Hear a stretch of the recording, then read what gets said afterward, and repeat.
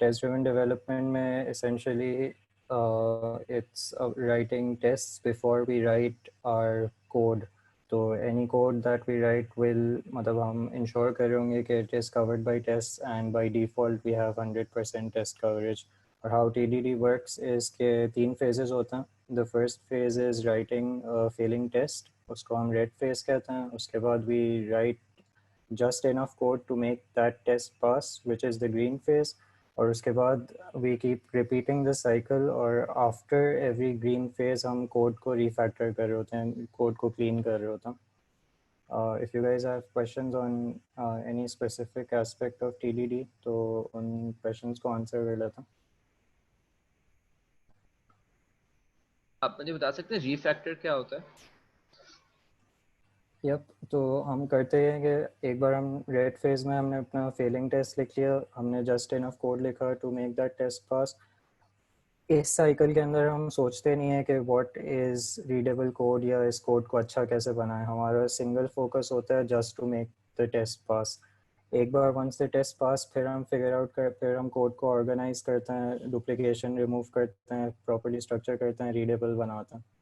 तो while making it green हो सकता है we create a mess और फिर refactor phase में हम उन चीज़ों को clean up कर लेते हैं. Okay. एक तरीके से separation of concern भी है कि जब हम कोड लिख रहे होते हैं तो उस टाइम हमें बस इसी चीज़ पे फोकस करना होता है to get it to work, और हम उस टाइम पे वरी नहीं करते कि इसको अच्छा कैसे बनाएं. Once we are in green फिर refactor करना भी बहुत safe हो जाता है क्योंकि we have a safety net जो हमें बताती रहती है कि हम कुछ भी कोड में improve कर रहे हैं तो वो provable होता है कि nothing existing is breaking. ठीक है. How does TDD help you go faster? Any ideas कैसे TDD हमें help करेगा to go faster? क्योंकि आइडिया काफ़ी काउंटर इंटुइटिव लगता है कि हम अगर टेस्ट लिखने में टाइम स्पेंड कर रहे होंगे तो हमें एक्सेलरेशन कहाँ पे मिलेगी, फ़ायदा क्या होगा? अगर हम ज़्यादा टेस्ट लिखते हैं तो उससे हमारा कोड के लिए बेहतर है, ताकि हमारा कोड अच्छे तरीके से बन सकेगा.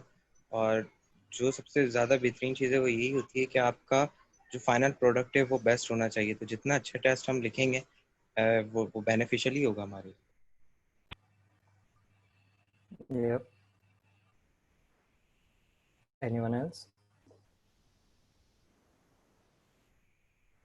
Comment here, you will not need to go back later. इसका क्या मतलब है to go back later? Where? मतलब हम साथ साथ जब कर रहे हैं तो ये एक तरह से एजाइल अप्रोच भी है. हम साथ साथ टेस्टिंग करेंगे तो बाद में हमें आगे जाकर जब हमारा बहुत ज़्यादा कोड हो चुका होगा तो हमें वापस पीछे जाकर उसको जो है वो टेस्ट फेल होने पर कोड को दोबारा चेंज नहीं करना पड़ेगा, और उस वक्त हमारे पास कोड भी बढ़ चुका होगा और उसके डिपेंडेंट जो लाइन ऑफ कोड हैं वो भी बढ़ चुकी होंगी. तो हमें बहुत ज़्यादा रीफैक्टर नहीं करना पड़ेगा अगर हम ये अप्रोच यूज़ करते हैं तो. करेक्ट. और अगर हम टेस्ट बाद में भी लिखते हैं तो फिर होता ही है कि usually we don't go back to writing test, क्योंकि जितना लेट लिखते हैं फिर और डिले करते जाते हैं और एंड में होता ही है कि we never end up writing tests. मुतीबा ने कहा code is flexible and is easy to maintain. या कोड एक ऐसी चीज़ है जो हमेशा इवॉल्व होती रहती है. सॉफ्टवेयर की कोर प्रॉपर्टी ये है कि it will always keep changing. As the business keeps changing, दुनिया चेंज होती रहेगी, उसी तरीके से हमारा सॉफ्टवेयर भी साथ साथ इवॉल्व होता रहेगा. तो जब इवॉल्व होता है हमें अपने सॉफ्टवेयर को चेंज करना पड़ता है, और अगर टेस्ट नहीं होते तो हमारे लिए कोड चेंज करना बहुत मुश्किल हो जाता है. हम कोई नई चीज़ ऐड करते हैं, नया फीचर ऐड करते हैं और हमारे पास कोई तरीका नहीं होता टू वैलिडेट के पुरानी सारी चीज़ें सही चल रही हैं, अनलेस के फिर हम मैन्युअली टेस्ट करें और फिर जो डेवलपमेंट साइकिल होगी वो बहुत स्लो हो जाएगी. और ऑफ कोर्स मैन्युअल टेस्टिंग में फिर एरर के भी चांसेस बहुत ज़्यादा होते हैं. तो अगर हमारे पास टेस्ट होंगे तो जितने भी फ्यूचर में चेंजेस करने पड़ेंगे those will be much easier to do. साथ कोई चीज़ ऐड करनी है? एक चीज़ मैं यहाँ पे ऐड करना चाहूँगा जो आपने लमक भाई ने बात बोली है. जब हम कोड स्क्रैच से लिखते हैं उस टाइम पे तो अमूमन हम मतलब फास्ट ही चल रहे होते हैं, इवन अगर हम टेस्ट ड्रिवन डेवलपमेंट स्टार्ट करें। लेकिन अगर हम टेस्ट ड्रिवन डेवलपमेंट को फॉलो करें तो जो असल हमारा टाइम जब आता है, जो असल जो चीज़ टाइम लेती है वो आपके कोड को मेंटेन करना, या उसको जब छोटी मोटी जो फीचर रिक्वेस्ट आते हैं उस पर आपका टाइम कंज्यूम करती है, क्योंकि आपको एग्जिस्टिंग कोड के अंदर छेड़ना पड़ता है, और उस टाइम पे जितने भी टेस्ट लिखे हैं वो सारे आपको सपोर्ट करते हैं to change your code easily. तो उस पॉइंट इन टाइम पे कि ये सारी जो चेंजेस हैं वो आपकी जल्दी हो रही होती हैं, और इस वजह से टीडीडी इवेंचुअली एक फास्टर अप्रोच डेवलपमेंट। और सबने आई थिंक एक्सपीरियंस भी किया होगा कि एक बार हम कोड लिख लेते हैं, एक बार चलने लगता है तो फिर हम कहते हैं अब इसे कोई हाथ ना लगाए और इसे अब चेंज नहीं करना क्योंकि चल रहा है। लेकिन अगर हम टेस्ट ड्रिवन डेवलपमेंट कर रहे होते हैं तो we always feel safe to continue to make changes, और ये रिफैक्टर का साइकिल भी तभी पॉसिबल होता है क्योंकि हमारे पास टेस्ट लिखे हुए होते हैं। एक बार ब्रीफली रिकैप कर लेते हैं कि 3 स्टेप्स होते हैं। स्टेप 1 इज के we write a failing test. अभी हमने बिल्कुल भी कोड नहीं लिखा, इम्प्लीमेंटेशन नहीं लिखी, we've just started writing a test. और इसके अंदर क्योंकि हमने बिल्कुल भी इम्प्लीमेंटेशन नहीं की तो जिन क्लासेस और मेथड्स को हम टेस्ट करें वो भी अभी एग्जिस्ट नहीं करते, तो कंपाइलेशन एरर्स भी आएंगे और उनको भी we will consider as failing test. As soon as compilation error आया हमने उसको जाके सही किया, फिर हमने टेस्ट की असर्शन लिखी, उसको जाके इम्प्लीमेंट किया जस्ट इनफ के वो टेस्ट पास हो जाए। Green phase is the part where we write the implementation जो कि हमारे टेस्ट को पास कर रहा है। No more than is needed to pass that test. एक बार हमने पास कर दिया टेस्ट को तो फिर हम उसको कमिट करके चेक इन भी कर देंगे। और फिर once we go from red to green, और हमें कोशिश करनी चाहिए बिल्कुल भाग के जाएं as fast as we can, हम रेड से ग्रीन पे जाएं। अगर हमें गंदा कोड लिख के भी ग्रीन पे जाना पड़ता है तो ग्रीन में चले जाएं। ग्रीन में पहुंच गए इसका मतलब है कि हमारे पास अब एक सेफ्टी नेट भी एग्जिस्ट करती है और हम इजीली अपने कोड को चेंज कर सकते हैं। तो इस फेज पे हम जितनी भी अगर कोई डुप्लीकेशन हो रही है या रीनेमिंग करनी है, मेथड्स एक्सट्रैक्ट करने हैं, क्लासेस में चीज़ें ब्रेक डाउन करनी है, तो इस स्टेज पे हम फिर अपने कोड को प्रॉपर्ली ऑर्गेनाइज और रीडेबल बनाएंगे। तो अंकल बॉब हैं one of the people that sign the agile manifesto और अर्ली मतलब 2000s में, जिन्होंने एक्सपी के ऊपर भी बहुत काम किया था। तो उन्होंने पहले 3 लॉज ऑफ टीडीडी लिखे था। इसके will just go over it के पहला लॉ ये था कि don't write any logic any code until you have first written a test for it. तो we are not allowed to write any implementation until हमने उसका टेस्ट लिख लिया। Don't write test more than is sufficient to fail and not compiling is failing. तो test भी हम इतना ही लिखेंगे कि रेड स्टेट में पहुंच जाए। ऐसा नहीं होगा कि बहुत सारी असर्शंस ऐड कर दिया, बहुत सारे कंपाइलेशन एरर्स आ गए, उतना ही टेस्ट लिखेंगे जितना हमें रेड में लेके आ गया। Once we are in red हमें फॉरन ग्रीन में लाने की कोशिश करनी है। Don't write more logic than is sufficient to pass the currently failing test. तो टेस्ट भी बिल्कुल मिनिमल लिखेंगे कि रेड में पहुंचे तो अब हमें इम्प्लीमेंटेशन लिखने जाना है। इम्प्लीमेंटेशन लिख रहे होंगे तो उससे ज़्यादा नहीं लिखेंगे that is sufficient to pass red को ग्रीन करने के लिए। एक बार प्रॉब्लम स्टेटमेंट देख लेते हैं और उसका एक टेस्ट केस का लाइव डेमो करके देख लेते हैं इन द लार्जर ग्रुप, और उसके बाद हम ब्रेकआउट रूम्स में चले जाएंगे to continue working on it in groups again. Okay, हमारे पास एक सैम्पल रिक्वायरमेंट डॉक्यूमेंट्स है। एक कंप्यूटर शॉप है जिसके लिए हमें APIs बनानी है, बैकएंड सिस्टम बिल्ड करना है। तो हम उसके बिजनेस लॉजिक वाला पार्ट कर रहे होंगे। हमने कोड में कुछ कंट्रोलर्स और APIs भी डाली हुई हैं if you want to explore further, लेकिन अभी प्राइमरीली हम उसको सर्विस लेयर लिख रहे होंगे। उसके फीचर्स ये हैं कि यूज़र कैटेगरीज लिस्ट कर सके, कार्ट में आइटम्स ऐड कर सके, कार्ट को चेकआउट कर सके और उसके ऊपर डिस्काउंट्स अप्लाई कर सके। तो अभी हम फॉर द डेमो हम फर्स्ट फीचर पे फोकस करते हैं which is के user should be able to list all the categories. हम लोग पेयर प्रोग्राम में इसको अटेम्प्ट करेंगे। तो साद would be navigating और मैं ड्राइव कर रहा हूँ. The driver is the person with the keyboard in hand जो कोड लिखेगा और navigator उसको instructions दे रहा होगा कि how we should go about solving this problem. साद सही सही टेस्ट लिख लेते हैं पहले इसका. किसी को प्रॉब्लम स्टेटमेंट पे कोई क्वेश्चंस हो तो फील फ्री टू आस्क.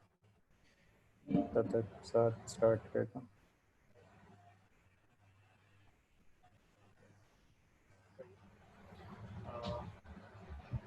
तो एक बार कोड का भी एक्चुअली probably कोई टेस्ट का नाम होना चाहिए कि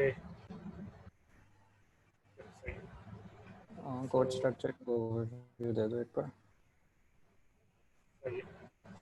ये एक नॉर्मल सी स्प्रिंग की एप्लीकेशन है. इसका स्ट्रक्चर कुछ इस तरह का है कि कुछ कंट्रोलर्स हैं जिसमें रेस्ट एपीआईज वगैरह जो भी लिखनी होंगी वो लिखी भी होंगी. लाऊंगी कंट्रोलर खोल के दिखा दें एक एक करके. कोड का ओवरव्यू खोल के दिखा दें.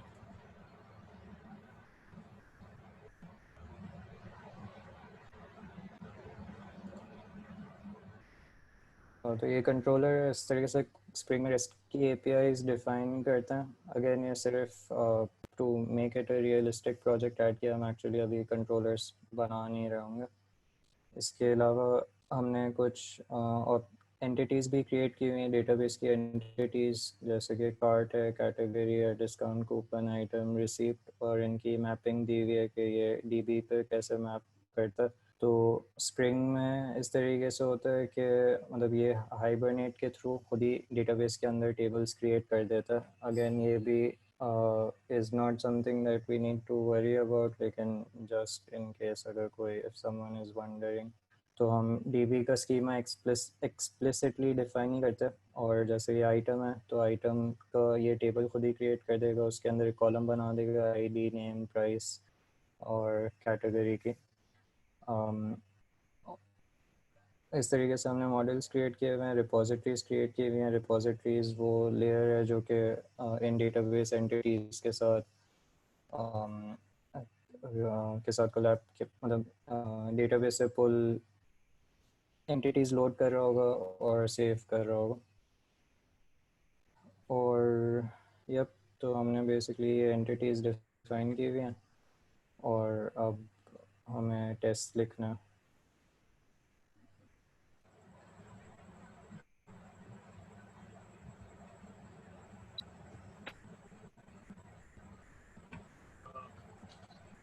कोई क्वेश्चन है तो आई गेस पूछ लें वरना फिर टेस्ट पे शुरू करते हैं.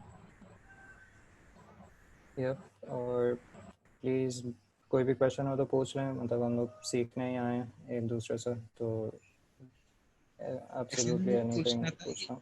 ये जो डेटाबेस आप यूज कर रहे हैं ये कौन सा डेटाबेस यूज कर रहे हैं? सर ये very good question. For the time being हमने क्या किया है कि एक H2 का इन मेमोरी डेटाबेस बनाया हुआ है. तो इस ड्राइवर को किसी भी और चीज़ से भी रिप्लेस कर सकते हैं. अगर यहाँ पे सीक्वल का ड्राइवर लिख देंगे तो वो सीक्वल के साथ कनेक्शन एस्टेब्लिश कर देगा और फिर हमें उस सीक्वल का कनेक्शन स्ट्रिंग देना होगा. तो फॉर द टाइम बीइंग हमने H2 एक इन मेमोरी डेटाबेस होता उस पर क्रिएट किए हैं टेबल्स. एप्लीकेशन रन होगी वो खुद ही टेबल्स क्रिएट कर देगा इस डेटाबेस के ऊपर.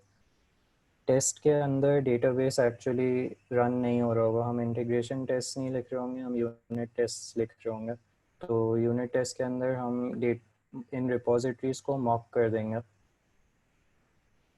कि एक्चुअल डेटाबेस पे ना जाए. यूनिट टेस्ट बहुत तेज़ होने चाहिए. हमें इंस्टेंटेनियस फीडबैक मिलना चाहिए. तो within milliseconds, within जैसे 1 सेकेंड हमारे सारे यूनिट टेस्ट रन होने चाहिए. अगर देयर इज 1000 2000 जितने भी है तो विद इन सेकेंड सारे रन हो जाने चाहिए. और फिर कुछ इंटीग्रेशन टेस्ट भी हो सकते हैं जो कि डीबी की इंटरैक्शन टेस्ट कर रहे हैं. लेकिन अभी हम वो वाले टेस्ट नहीं लिख रहे होंगे. सिमिलरली अगर कंट्रोलर्स बिल्ड कर रहे हैं तो कंट्रोलर्स पे भी इंटीग्रेशन टेस्ट होने चाहिए जिस पे एक्चुअली एपीआई कॉल्स जा रही हैं और वो टेस्ट हो रहा. मतलब सिस्टम के एजेस पे इंटीग्रेशन टेस्ट होने चाहिए वो अभी नहीं लिख रहे होंगे हम. जो मेन लॉजिक होगी बिजनेस की उन पे यूनिट टेस्ट लिख रहे होंगे. बेसिकली हम लोग क्योंकि अभी यूनिट टेस्ट से लिख रहे होंगे, उसमें डेटाबेस कौन सा यूज़ कर रहे हैं ये सारी चीज़ें ज़्यादा मैटर भी नहीं करेंगी,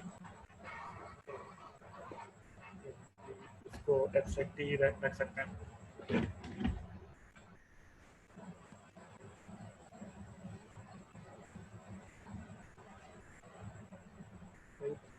आई गेस हम लोग शुरू करते हैं।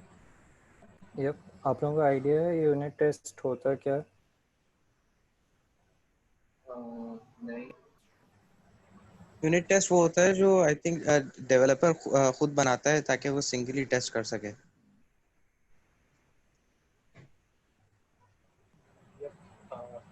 इसमें स्मॉल से स्मॉल यूनिट्स को टेस्ट कर रहे होते हैं। लाइक कोई एक फंक्शन बनाया है तो उस फंक्शन के टेस्ट लिखे होंगे, कोई क्लास है तो उसके टेस्ट लिखे होंगे। ये नहीं होगा कि पूरा यूज़र की जो है पूरा ई कॉमर्स का जो फ्लो होता है कि यूज़र आइटम सेट करता है, फिर चेकआउट करता है, फिर उसकी प्राइस कैलकुलेट होती है, पूरा का पूरा काम नहीं होता। इसको चंक्स में बेसिकली जितना स्मॉल आप डिवाइड कर सकते हो उतना स्मॉल लॉजिकली डिवाइड करके उसके आप टेस्ट लिखते हैं। लाइक फॉर इंस्टेंस यहाँ पे अगर कोई एक रिक्वायरमेंट है user should be able to list all categories, तो हम लोग इसका ये टेस्ट लिख सकते हैं कि कोई यूजर अगर कैटेगरीज देखना चाहता है तो उसको सारी कैटेगरीज मिल जाएं। टेस्ट लिख के दिखा देते हैं, उससे भी क्लियर हो जाएगा कि यूनिट टेस्ट क्या होता है।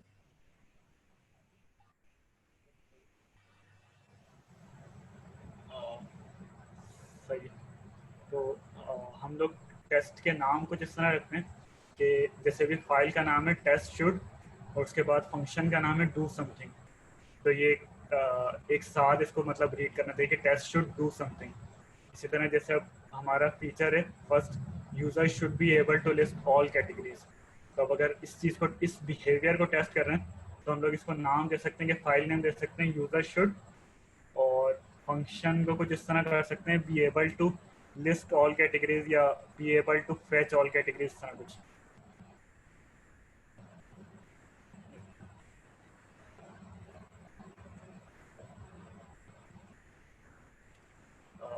बेसिकली टेस्ट की नेमिंग इसलिए ज़्यादा सही से रखनी चाहिए कि ताकि जब वो फेल हो तो पता चले क्या बिहेवियर फेल हो रहा है, उसको डिबग करना आसान और फिक्स करना आसान हो। यूज़र को किसी तरह कैटेगरीज उससे मिलनी चाहिए। एंड गोल आई थिंक हमारा ये होगा।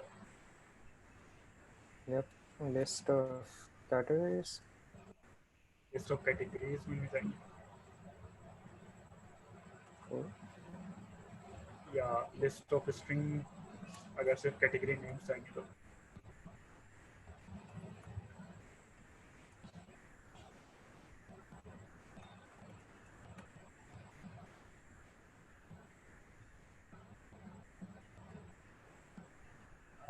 किसी सर्विस से फेच कर लो, category service. Category service dot get all categories या गेट ऑल समथिंग कुछ भी से get all categories, get all कर दूंगे मैं, कैटेगरीज रिडंडेंट हो जाएगा आगे। भाई आई थिंक कैटेगरी का मॉडल दिखा देते हैं कि क्लियर हो जाए कि कैटेगरी है क्या और क्या क्या क्या डेटा है। यप,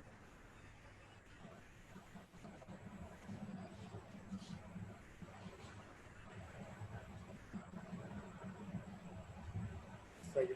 तो बेसिकली अभी आज जो हम लोग प्रोजेक्ट जो कर रहे हैं इसमें ई कॉमर्स एप्लीकेशन बना रहे हैं, तो उसमें डेफिनेटली जितनी भी प्रोडक्ट्स हैं वो किसी कैटेगरी से बिलोंग करने चाहिए। लाइक जैसे अगर क्योंकि अभी ये कंप्यूटर एसेसरीज का है तो उसमें एक कैटेगरी हो सकती है मॉनिटर, एक कैटेगरी लेट सपोज हो सकती है कीबोर्ड, तो उन सब के डेटा के लिए कैटेगरी का मॉडल है।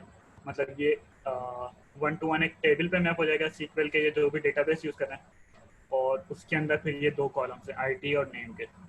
तो अब यूज़र को आईडी की तो ज़रूरत नहीं होनी चाहिए, उसको नाम मिल जाने चाहिए। तो हम लोग नाम पे टेस्ट नेम पे टेस्ट लिख सकते हैं कि जो user should be able to get the names of all categories.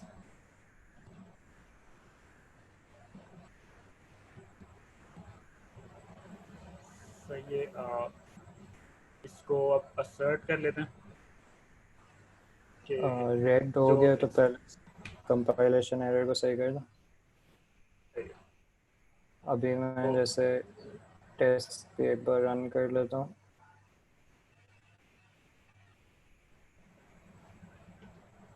तो टेस्ट रन किया तो क्योंकि ये एग्जिस्ट ही नहीं करती क्लास, तो कंपाइलेशन एरर दे रहा। तो अभी हम रेड स्टेट में आ गए, अब हमें दोबारा ग्रीन स्टेट में जाना। कर दें क्रिएट। क्लास बना देंगे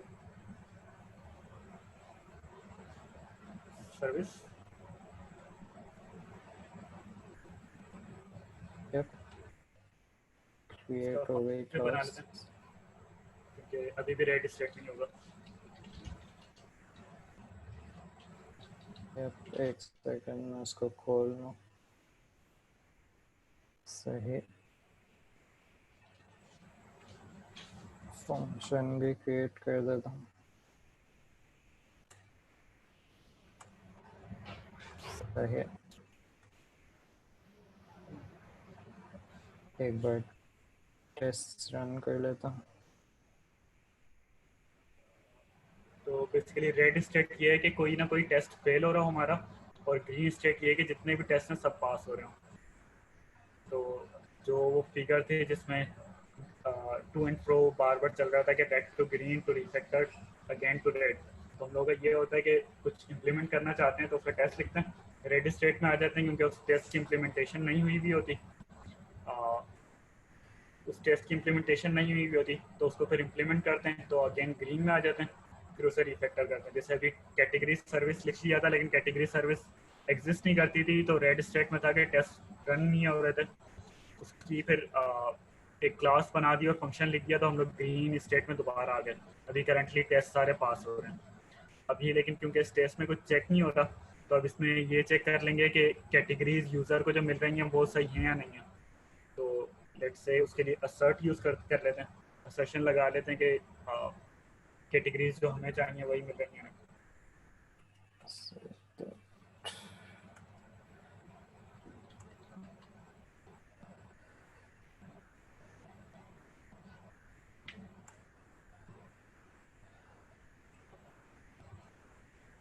कैटेगरीज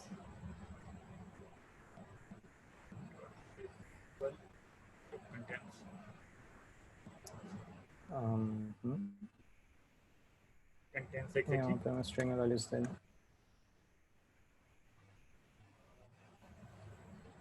मेरी माउस कीबोर्ड मॉनिटर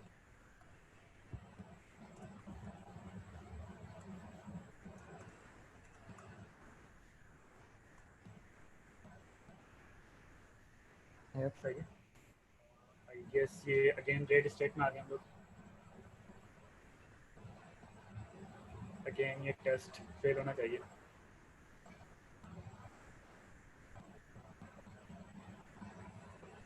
सही है। तो अब कैटेगरीज जो रिटर्न हो रही हैं वो उसमें नल आ रहा है, लेकिन अब हम लोग उसे एक्सपेक्ट कर रहे हैं कि उसमें माउस कीबोर्ड और मॉनिटर रिटर्न होगा। तो अब इस चीज़ की हमें कुछ इम्प्लीमेंटेशन लिखनी पड़ेगी कैटेगरी सर्विस में कि वो डेटाबेस से किसी तरह जो है कैटेगरीज ला के दे दे।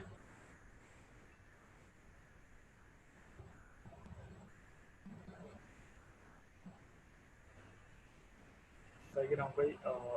कैटेगरी सर्विस में कैटेगरी रेपोजिटरी से मंगवा लेते हैं डेटाबेस से। इससे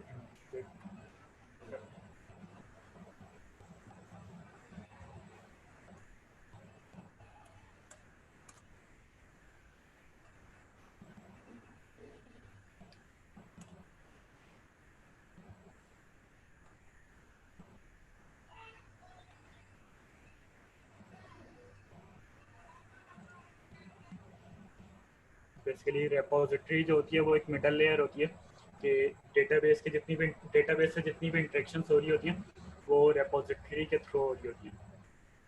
तो अभी अगर कैटेगरी सर्विस में कैटेगरीज मंगवानी है तो वो कैटेगरी रेपोजिटरी के थ्रू आ रही होंगी। तो यहाँ पे कर सकते हैं return category repository dot find dot, category repository से जितनी भी कैटेगरीज हैं वो सारी रिटर्न हो जाए। Yep. और ये लिस्ट ऑफ कैटेगरीज रिटर्न कर रहा है। ये रिपोजिटरी लाइब्रेरी की तरह होती हैं, जैसे सी में लाइब्रेरीज इंक्लूड करते हैं, ऐसे कुछ होता है? क्लास एक्चुअली है, लाइब्रेरी नहीं है, क्लास है, हमने ही क्रिएट की है।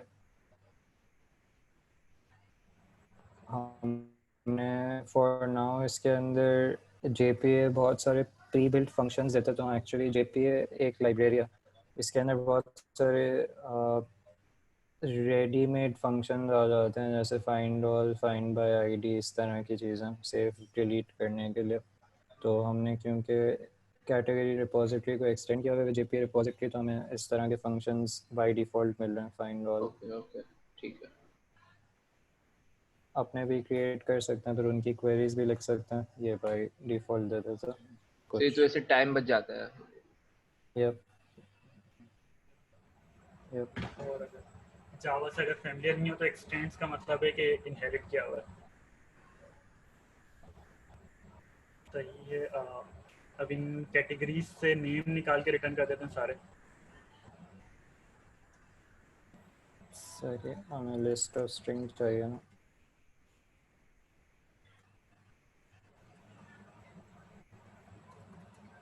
कैसे कन्वर्ट करूँ इनको? स्ट्रिंग्स यूज कर रहे हैं। स्ट्रीम्स कर लो। स्ट्रिंग्स कैटेगरीज और स्ट्रिंग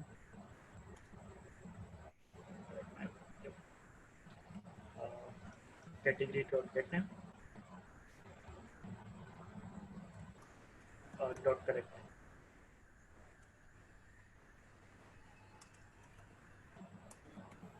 सही, कैटेगरी नेम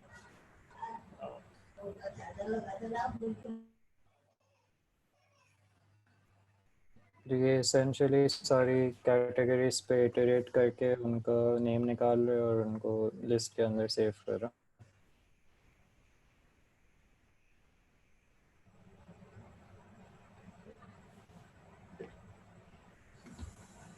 ये टेस्ट चला के देख सकते हैं। यप, टेस्ट रन कर रहा हूँ।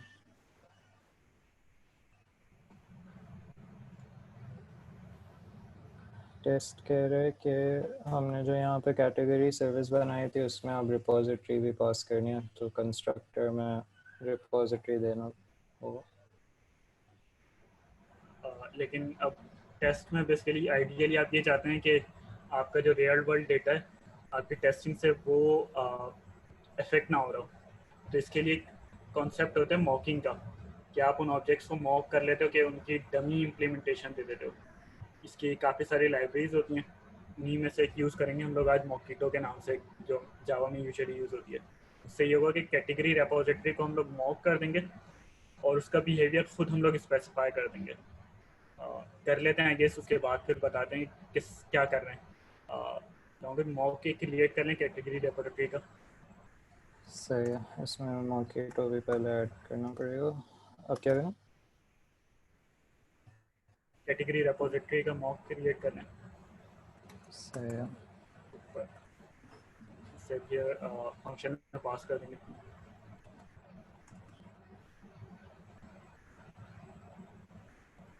ऐसा सही है। इससे अब लाइन 22 में पास कर देंगे। सही है, सही है, रन करके देखें।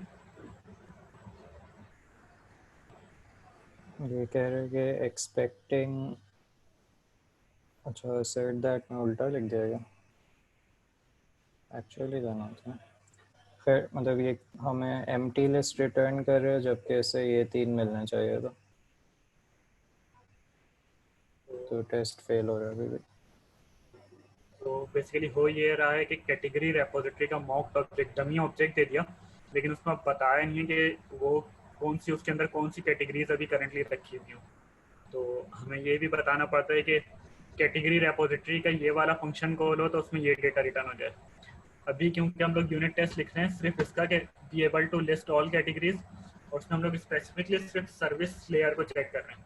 तो उसमें रेपोजिटरी लेयर से क्या चीज़ डेटा आ रहा है, क्या डेटा रिटर्न हो रहा है, वो मैटर नहीं करता। अभी इस टेस्ट में मतलब वो टेस्ट नहीं हो रहा, तो उसमें बिल्कुल उसकी एक्चुअल जो बिहेवियर होना चाहिए वो हम लोग यहाँ पे मॉक कर लेते हैं। उसकी डमी बिहेवियर दे देते हैं।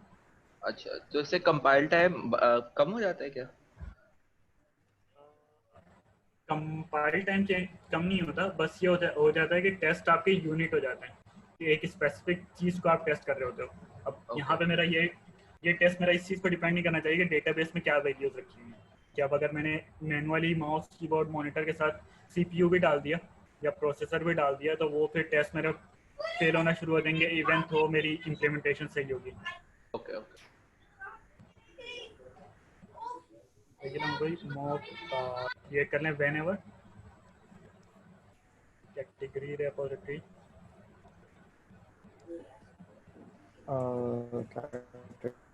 repository dot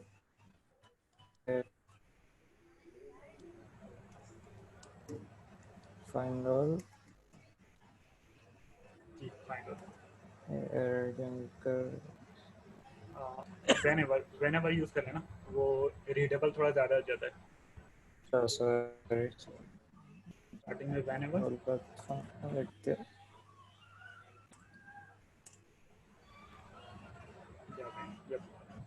सही है।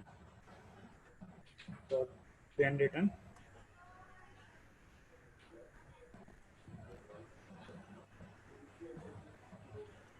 और इसमें यही 3 कैटेगरीज की लिस्ट रिटर्न करा दें।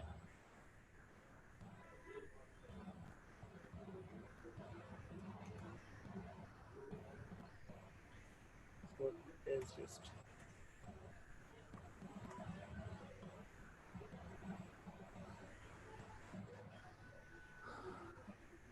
अच्छा ये find all का method list of categories return करता है।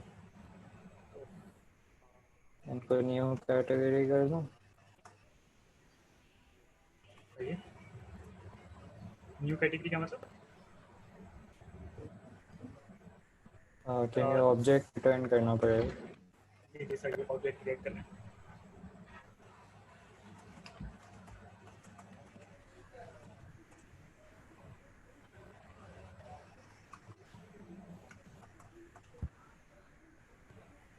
तो बेसिकली अब हम लोग यहाँ पे बता रहे हैं कि रेपोजिटरी से अगर फाइंड ऑल की कॉल हो, रेपोजिटरी लेयर पे डेटाबेस से फाइंड ऑल की का फंक्शन अगर कॉल हो रहा है तो वो इन 3 कैटेगरीज को रिटर्न करते हैं ताकि डेटाबेस पर डिपेंडेंसी ना हो इस टेस्ट की, सिर्फ सर्विस लेयर टेस्ट हो रही हो।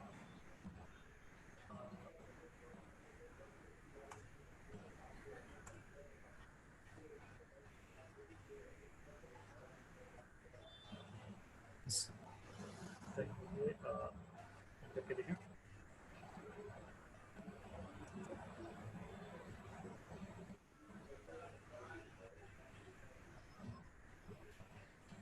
हाँ भाई, एक सवाल था कि आपने उसको एक फंक्शन के अंदर क्यों बनाया है, जबकि हमें पूरी सर्विस उसको हम चेक करेंगे तो उसको बाद बनाना पड़ेगा ना।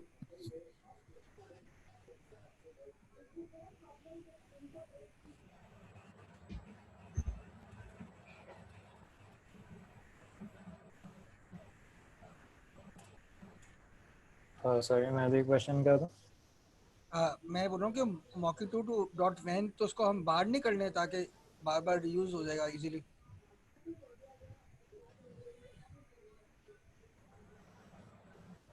यप कर सकता हूँ एट द मोमेंट, क्योंकि एक ही है तो अभी तो कहीं रीयूज़ हो नहीं रहा। मे बी हम और टेस्ट लेके देख सकते हैं, अगर किसी और टेस्ट में भी यूज़ हो रहा है तो फिर हम बाहर लेके चले जाएं। सही है।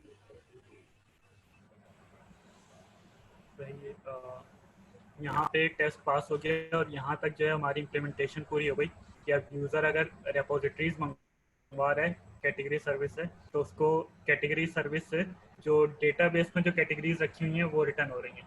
अगर ये मॉक वाला कुछ समझ में नहीं आया तो आई गेस क्वेश्चन पूछें। प्रोबेबली ये थोड़ी सी नई चीज़ होगी आप लोगों के लिए, कुछ लोग फंसे हैं। लॉन्ग क्वेश्चन आंसर्स और short question answers auto check नहीं हो सकता वो।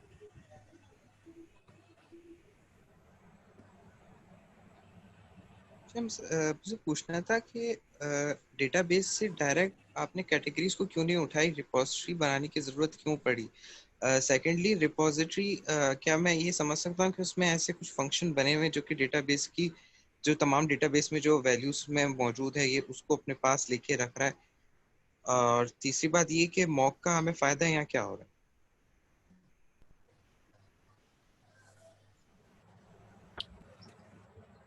सही पहला पहला क्वेश्चन ये था कि रिपोजिटरी क्यों बनाई और डायरेक्टली क्वेरी लिख के ऐसे क्यों नहीं कर लेते? मे बी ये क्वेश्चन था, इज दैट राइट? जी सही। तो रिपोजिटरी लेयर बेसिकली वो मतलब रिपोजिटरी के अंदर हम साइरीज ऐड कर रहे होंगे तो फिर एक single point of interaction with the database होगा और एप्लीकेशन के साथ डेटाबेस सॉर्ट ऑफ डीकपल्ड रहेगा थ्रू द रिपोजिटरी। तो कल अगर हमें माई सीक्वल से ओरेकल पे जाना है या सीक्वल सर्वर पे जाना है तो हमें हमेशा अपनी सिर्फ रिपोजिटरी के अंदर चेंज करना पड़ेगा। क्वेरीज रीराइट करनी है या जो भी कनेक्टर चेंज करना है तो सिंगल पॉइंट ऑफ चेंज होगा।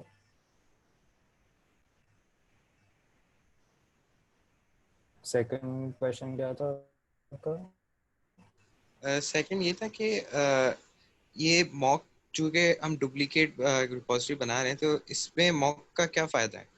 मतलब हम डायरेक्ट रिपोजिटरी का यूज क्यों नहीं कर रहे? अगर हमने वहाँ पे रिपोजिटरी में सब कुछ हमारे पास अगर मौजूद है तो हमने डायरेक्ट उसका यूज क्यों नहीं किया? हम यहाँ पे डुप्लीकेट बनाने का फायदा हमें क्यों है? Very good question. तो हम कोशिश यूनिट टेस्ट की एक डेफिनेशन ये होती है कि test that are very very fast, instantaneous feedback मिले। अगर हम रियल डेटाबेस पे जाके क्वेरीज करेंगे इन आवर यूनिट टेस्ट तो फिर वो इंस्टेंटेनियस नहीं होंगे, वो मिली सेकेंड्स में रन नहीं होंगे। और जब फिर बहुत सारे टेस्ट हो जाएंगे फिर हर टेस्ट के लिए डेटाबेस पे क्वेरीज जा रही होंगी तो वो बहुत स्लो हो जाएगा। और यूजुअली फिर जब टेस्ट में अगर डेटाबेस से बात भी करनी है तो हम क्या करते हैं कि डेटाबेस को टेस्ट के स्कोप में ही क्रिएट भी करते हैं। तो इन मेमोरी माई सीक्वल या कोई डेटाबेस क्रिएट करते हैं, थर्ड अक्सर रियल डेटाबेस पे जाते भी नहीं है। रियल डेटाबेस पे जाएंगे तो फिर और प्रॉब्लम्स आ जाएंगे कि टेस्ट फ्लेकी हो जाते हैं, बीच में कनेक्शंस और नेटवर्क के भी प्रॉब्लम्स आ जाते हैं, डेटाबेस अवेलेबल नहीं है, कोई भी रीज़न की वजह से टेस्ट फेल हो रहे थे, उसकी वजह से इन मेमोरी बनाते हैं। लेकिन वो इन मेमोरी वाले भी मिनिमल रखते हैं, कोशिश करते हैं कि कम से कम हो। और सिर्फ फिर स्पेसिफिकली जब हम अपनी रिपोजिटरी का टेस्ट लिख रहे होंगे ना उस वक्त हम एक इन मेमोरी डेटाबेस क्रिएट करके चेक कर सकते हैं कि हमारी क्वेरी सही चल रही है या नहीं चल रही। फॉर ऑल अदर टेस्ट जो कि बिजनेस लॉजिक टेस्ट कर रहे होंगे उसमें हम रियल क्वेरीज नहीं कर रहे होंगे डीबी पर, और ये अचीव करते हैं रिपोजिटरी को मॉक करके।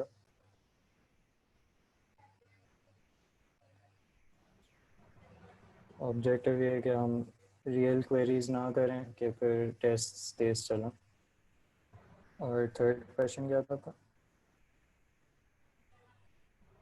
थर्ड में मतलब मेरा यही था कि इसमें मॉक के बारे में ही पूछना था, तो अभी आपने जो क्लियर कर दिया है।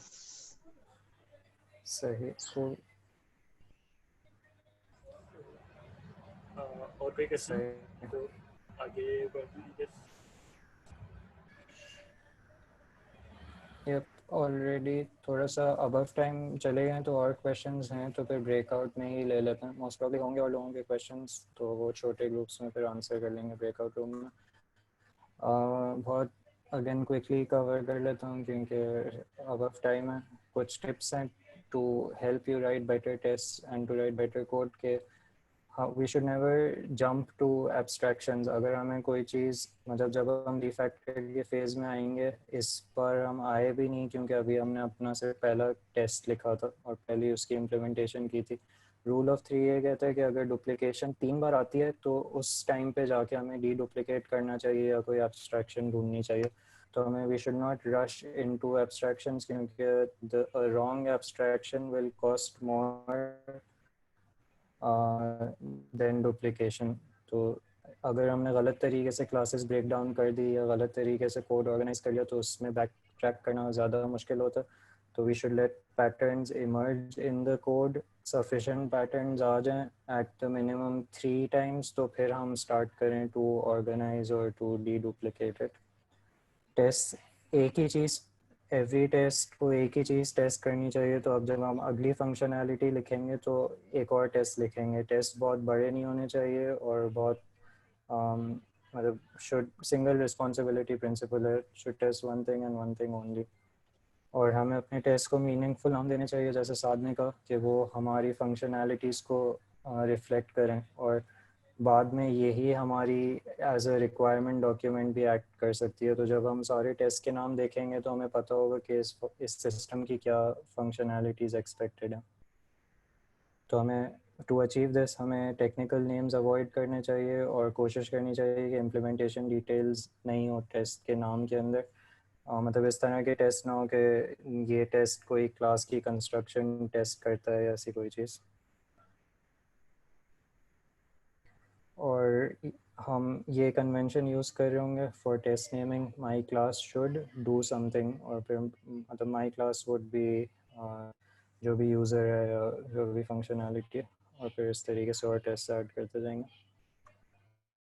हम सारी चीज़ें इन अभी जब ब्रेकआउट रूम्स में जाएंगे तो हम पेयर प्रोग्राम कर रहे होंगे, या an extension of pair programming which is mob programming, जिसमें मल्टीपल लोग मिलके प्रोग्राम कर रहे होते हैं। पेयर प्रोग्रामिंग में अभी जैसे कि साद नेविगेटर था और मैं ड्राइवर था, तो नेविगेटर बता रहा होता है कि करना क्या है, और जो ड्राइवर होता है वो एक्चुअल इम्प्लीमेंटेशन कर रहा होता है। तो हम जब मॉब प्रोग्राम कर रहे होंगे तो मल्टीपल नेविगेटर्स होंगे, मल्टीपल लोग इनपुट दे रहे होंगे और ड्राइवर इम्प्लीमेंट कर रहा होगा, और फिर एवरी 5-10 मिनट्स हम रोल स्विच कर रहे होंगे। तो जो ड्राइवर होगा वो नेविगेटर बन जाएगा और जो नेविगेटर होगा वो ड्राइवर बन जाएगा। Behind this principle ये है कि for an idea to go from your head into the computer, it must go through someone else's hands। तो ये इंश्योर करता है कि हम एक दूसरे से सीखते रहें और कलेक्टिव नॉलेज बिल्ड होती जाए। कोई भी चीज़ ऐसी ना हो जो ड्राइवर खुद इम्प्लीमेंट कर ले और फिर बाकियों को पता ना हो। एज ए ड्राइवर अगर आपके दिमाग में कोई चीज़ है that you want to implement, तो कॉल इट आउट, स्विच, और जो नेविगेटर है वो ड्राइवर बन जाए, और फिर you can continue. As a driver you should not implement anything on your own। All right, तो almost 11 PM हो गए हैं, तो अब टाइम है 12:15 कोशिश करेंगे कि दोबारा आ जाए इन द मेन रूम और फिर अपनी लर्निंग्स डिस्कस कर लेंगे। तो keep a note of your learnings और एंड मेक श्योर डेमोज भी कर लेंगे।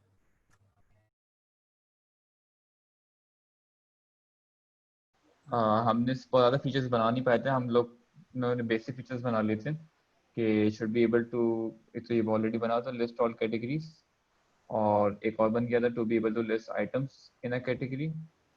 बेसिकली जो सेकंड फीचर था कि सॉर्टेड प्राइस वाला, उसको हमने दो अलग टेस्ट में तोड़ा। हमने बोला कि पहले हम सिर्फ ये बनाते हैं कि should be able to list items in a category, और फिर नेक्स्ट टेस्ट में बनाएंगे कि should be able to list items sorted by price in a category, और दो में दो अलग फंक्शंस बना दिए। तो इस तरह तोड़ लिया हमने उसको। और फिर थर्ड टाइम पे अभी हम लोग जो है कार्ट में जा रहे थे, तो कार्ट का भी पहली इटरेशन थी हमारी जिसमें हम एक बिल्कुल बेसिक सिचुएशन थी कि should be able to add items through a cart, जिसमें कार्ट पहले से एग्जिस्ट करता था और हम सिर्फ उसमें एक आइटम ऐड कर रहे थे। तो अभी हम इसके अंदर थे तो बाहर आ गए हैं वापस। आई गेस अगर लर्निंग शेयर करनी जाए तो स्टार्ट आई गेस मैं भी आप करूँ। ठीक है, लर्निंग फर्स्ट ऑफ ऑल के फर्स्ट टाइम बेसिकली मॉकिंग का कॉन्सेप्ट फर्स्ट टाइम था मेरा जावा के अंदर, और फर्स्ट टाइम था मेरा, और दैट्स इट। तो स्प्रिंग के साथ फर्स्ट टाइम था मेरा, तो लर्निंग ही था। मैं सब साइलेंट सुनने वाला था, सब मैं बोलने वाला नहीं था। तो ये एक्सपीरियंस बहुत अच्छा लगा, काफ़ी अर्से बाद हुआ था ये। सही है, बेहतरीन।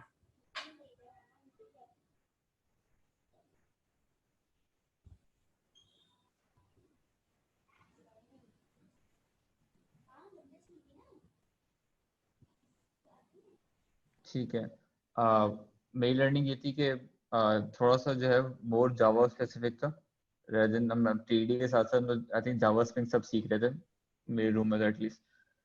तो I guess less TDD and सबने ये सीख लिया होगा मोस्टली कि ओआरएम कैसे चल रहा है और ऑटो वायर होता है, एंड मॉकिंग के टूल सीख लिए कि असर्ट डेट क्या करता है और असर्ट व्हेन और वेरीफाई सब चीज़ें क्या चलती हैं। तो मोस्टली आई थिंक इसके अराउंड थी। किसी ने कोई और चीज सीखी थी रूम में तो प्लीज टेल, फिर हम नेक्स्ट पे मूव करते हैं।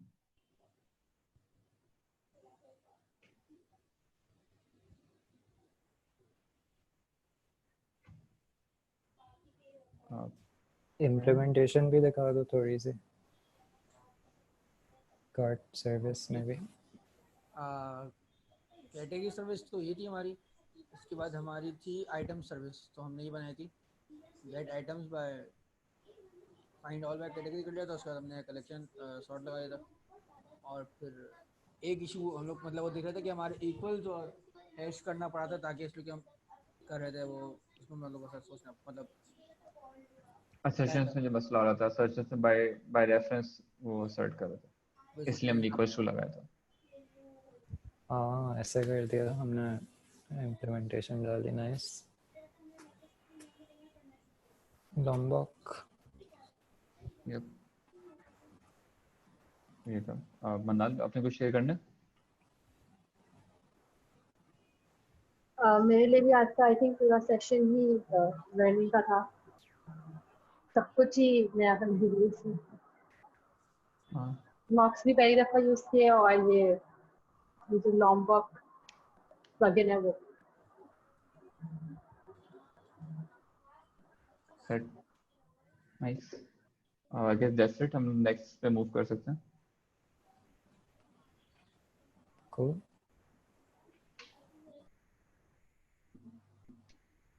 यहाँ पर हमने 2 ही फीचर को इम्प्लीमेंट किया है। ये तो पहले हमने कर लिया था कि लिस्ट करें ऑल कैटेगरीज को, और फिर जो हमें सॉर्ट करना था सॉर्ट प्राइस के थ्रू करना था, तो हमने ये एक फंक्शन की इम्प्लीमेंटेशन की है।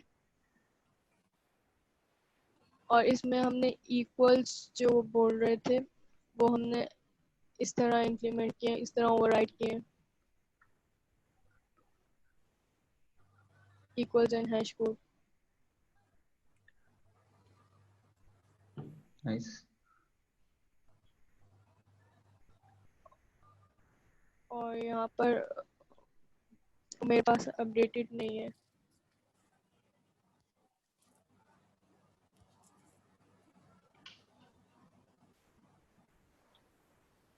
अपडेटेड यस है, मे बी फिक्सचर्स वाली फाइल दिखा दो।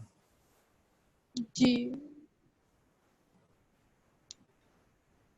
फिक्सचर्स में हमने ये कांस्टेंट रख लिए थे, जितने भी हमने ऑब्जेक्ट्स बनाए थे।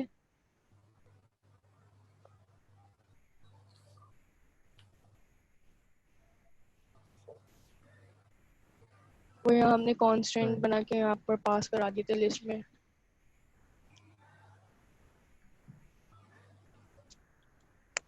नाइस। तो इम्प्लीमेंटेशन दिखाएंगे आप लोग कैटेगरी सर्विस और आइटम सर्विस की?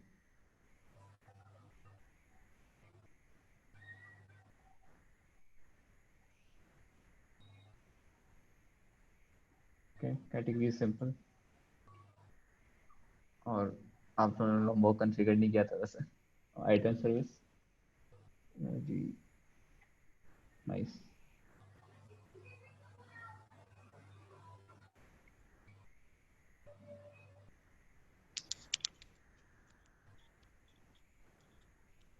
कोई लर्निंग्स मोतीबा, अरसलान, अबीर, हसन, साद?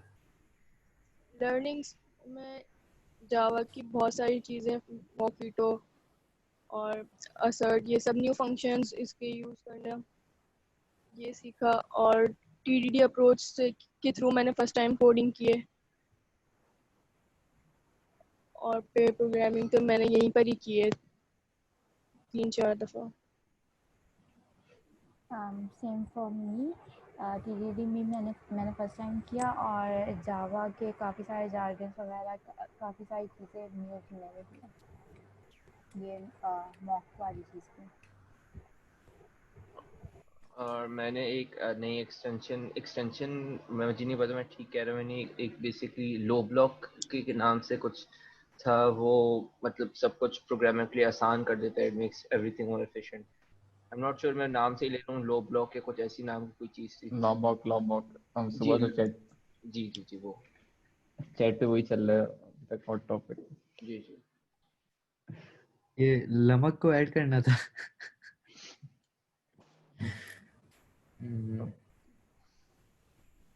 नाइस। यार ये सेशंस बहुत अच्छे हैं। मुझे तो मैंने जावा पे थोड़ा बहुत काम किया है, तो इसलिए मेरे लिए तो ये थोड़ा सा रिकॉल हो रही है सारी चीज़ें, और काफ़ी गैप आ गया था, तो काफ़ी चीज़ें रिकॉल हुई हैं, काफ़ी चीज़ों से जो है दोबारा से फेमिलियरिटी हो रही है, तो काफ़ी अच्छे सेशंस हैं। एक चीज़ कहना चाहूँगा, लमक भाई ने रिसेंटली एक चीज़ ग्रुप पे शेयर की थी कि डोंट लर्न टेक्नोलॉजीज, लर्न क्या था लमक भाई?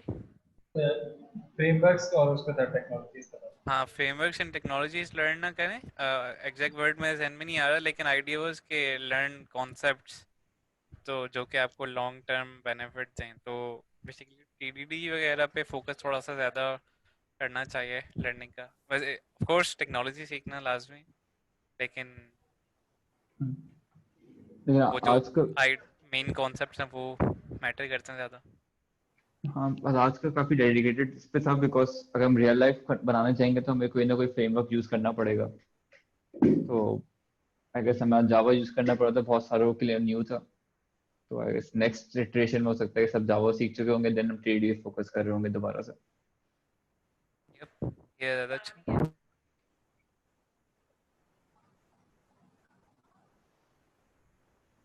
Awesome. Next, I guess. Yep, sure. Okay.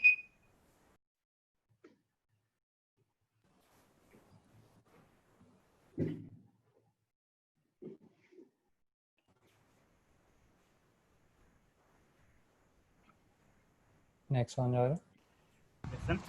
मैं कर लेता हूँ अगर कोई और नहीं कर रहा अभी तो। आ गया। Is that Minecraft? मेरी स्क्रीन विजिबल है? Yep. ओके, साथ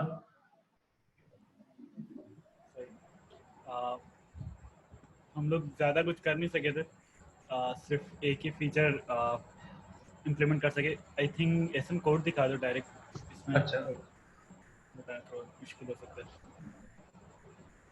टेस्ट खोलो, यूजर शुड।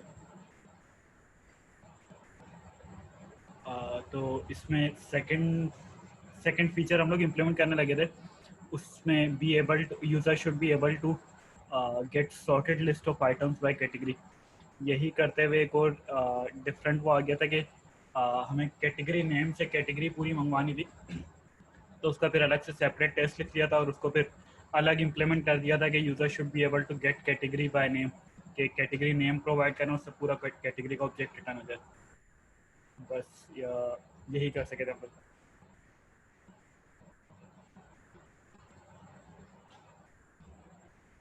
सही। आई गेस सब यहीं तक पहुंच सके थे, हमें थोड़ा सा ही ज़्यादा टाइम चाहिए था उसको कंप्लीट करने के लिए।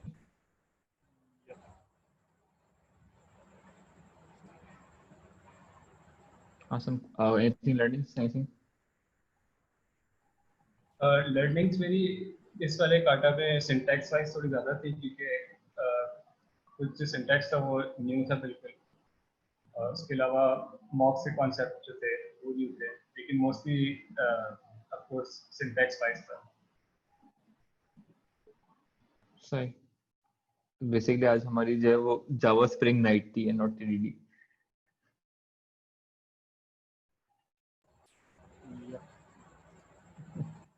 False advertisement.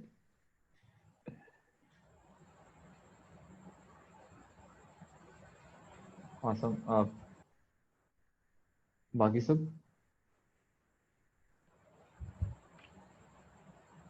फराज चाह रहा था ना नेक्स्ट? कर देता हूँ स्क्रीन शेयर।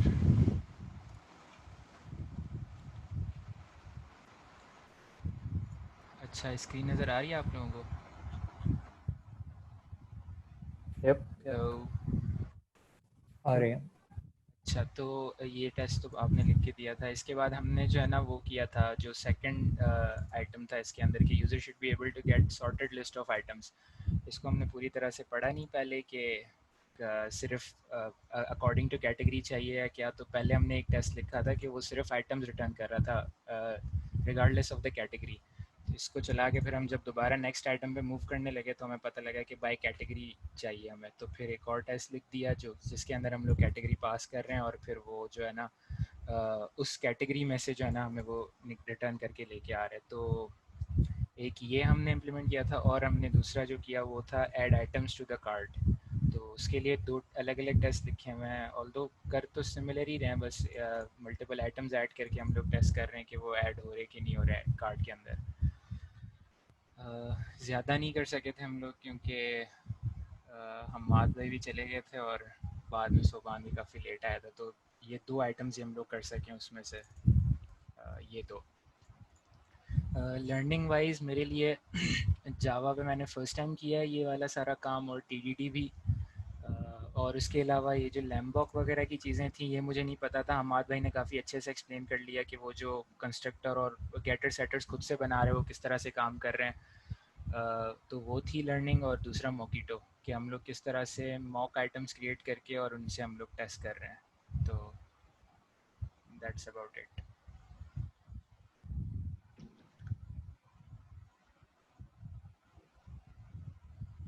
सुभान कुछ ऐड करना चाहोगे?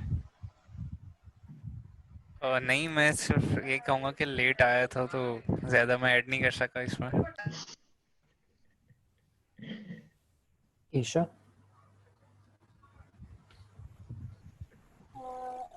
मेरे लिए session overall learning point of view से बहुत अच्छा था क्योंकि मैंने लाइक आईडी भी सेशन की वजह से ही सेटअप की थी और जो है वो मुझे जावा भी बहुत ज़्यादा नहीं आती तो सिंटेक्स भी सीखा था, मॉक्स का भी थोड़ा आइडिया हो गया, बाई फ्रेम भी बिल्कुल नया था, मतलब पूरी ओवरऑल हर चीज़ ही नहीं थी। तो या सेट वेरी नाइस।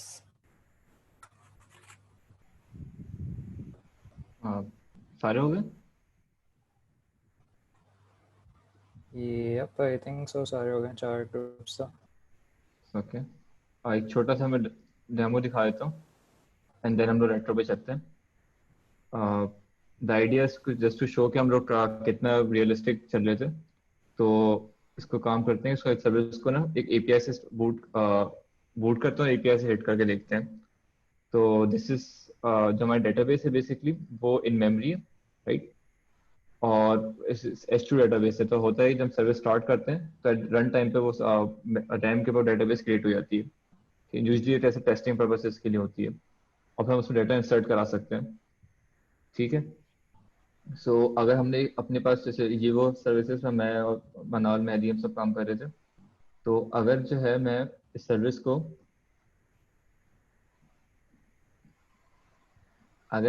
को जो है वो कंट्रोलर से हिट करता हूँ तो देखते हैं क्या होता है। तो ये वो कैटेगरी सर्विस थी जब हमने भी कोड की थी कुछ देर पहले, ठीक है। एंड लेट्स से मैं कहता हूँ कि पब्लिक लिस्ट ऑप्शन,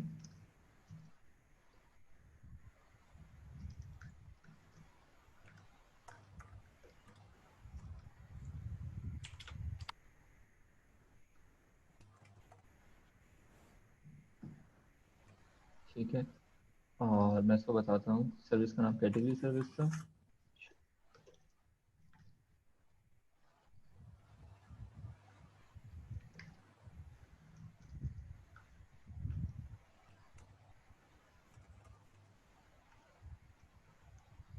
हमने बनाया था गेट ऑल, ठीक है। रिटर्न करते हैं।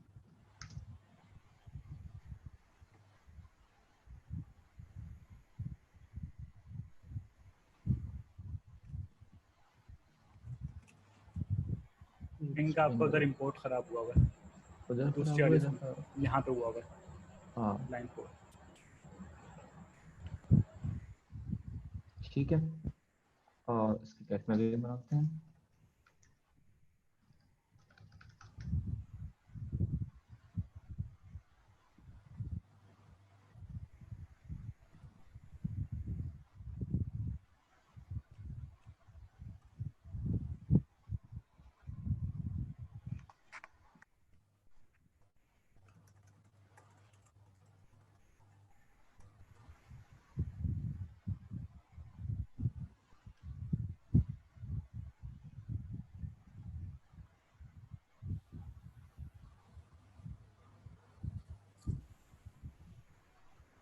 ठीक है, और अगर मैं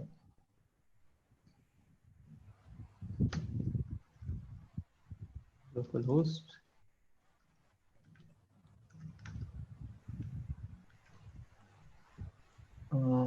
एक सेकंड,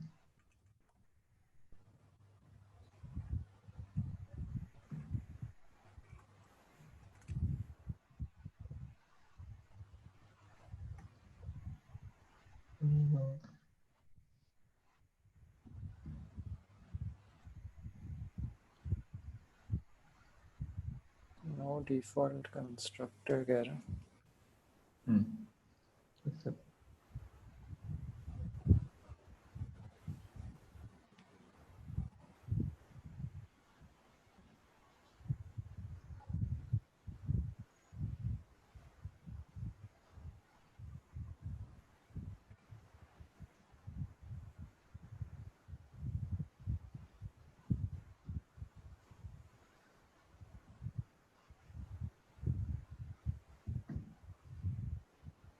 तो मेरे पास कैटेगरीज आ गई जो मैंने प्रोसेस कराई हुई थी। ठीक है, और अगर मैं चाहूँ उसमें तो मैं मजीद ये कर सकता हूँ कि लेट्स से मैं आइटम्स ऐड किए हुए मैंने, ठीक है, और दोनों जो है लेट्स से मैं एक ही उस पर डाल देता हूँ, एक ही कैटेगरी पे, which is one and one is RAM और वन इज माउस। ठीक है, तो जो हमारी दूसरी वो थी जीएलई थी गेट आइटम्स बाय कैटेगरी, ये भी टेस्ट हो जाएगा। तो अगर मैं एक और बनाता हूँ,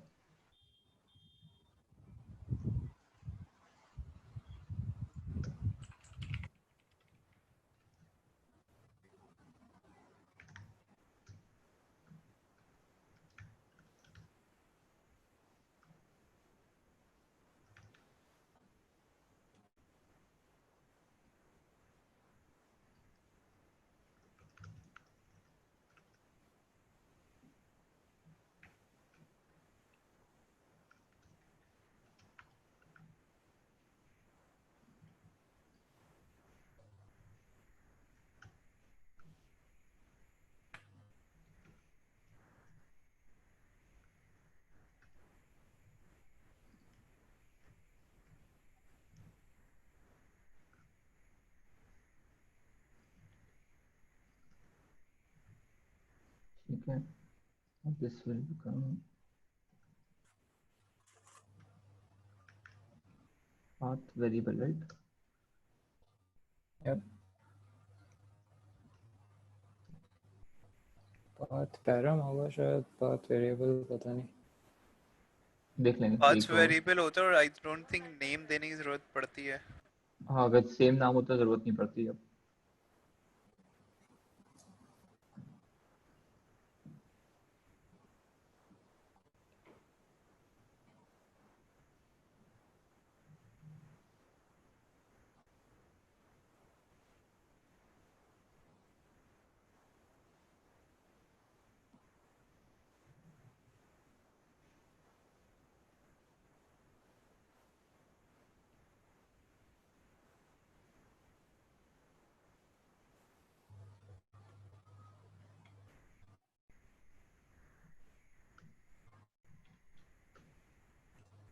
यप, अगर मैं माउस सर्च करता हूँ तो मेरे पास दो माउस थे, वो दो माउस आ जाते हैं। और लेट्स से अगर मैं कीबोर्ड या रैम कुछ और सर्च करता हूँ तो मेरे पास कुछ भी यहाँ आना चाहिए, एक एम्प्टी ऑब्जेक्ट आता है।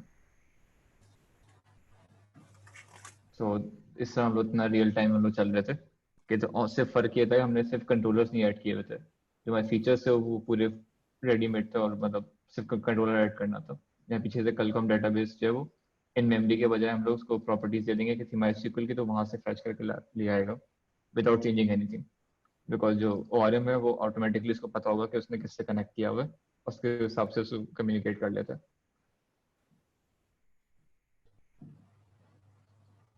That's it. I guess retro पे चलते हैं।